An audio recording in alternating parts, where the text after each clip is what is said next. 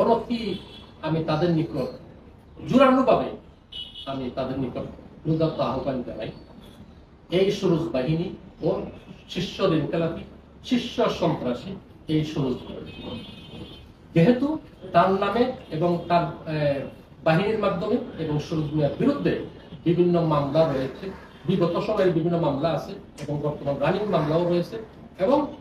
দুদক থেকে যে মামলা করা হয়েছে, এই সমস্ত বিষয়গুলো সরকারের পক্ষ থেকে সরকারের মাধ্যমে এই বিষয়গুলো যদি জাস্টিফাই করা হয় তাহলে আমার আর কিছু বলার প্রয়োজন বোধ আমি মনে করি না। কেন সবগুলি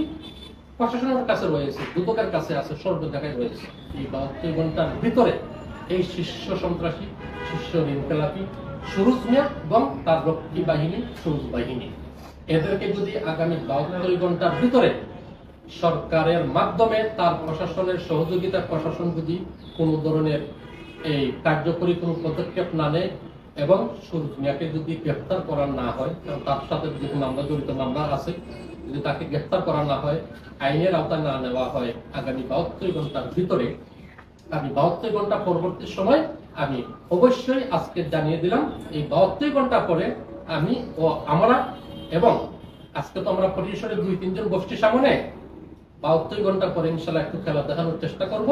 যে সমস্ত ভুক্তভোগীরা রয়েছে, আমার আপনজন পাড়াপতি শুরু করে যারা ভুক্তভোগীরা ক্ষতির সম্মুখীন এবং জুলাই যোদ্ধা সহ পরিবার যারা সুরুজ মিয়ার আক্রমণে নির্যাতন নিপীড়িত হয়েছে, যে সমস্ত পরিবার লোক সদস্যরা সবাইকে সামনে নিয়ে 72 ঘন্টা পরবর্তী সময় আমি ইনশাআল্লাহ প্রকাশ্যে জাতীয় প্রেস ক্লাবের সামনে একটি কর্মসূচির আয়োজন করব। সম্পূর্ণ কর্মসূচিটা হবে আমার অন্তর্বর্তীকালীন সরকারের ব্যর্থতার দাবিতে, সরকারের ব্যর্থতার দাবি জানিয়ে সরকার পদত্যাগ করার জন্য আমি দাবি জানাবো। সেটা 72 ঘন্টার পর, এখন জানাবো না।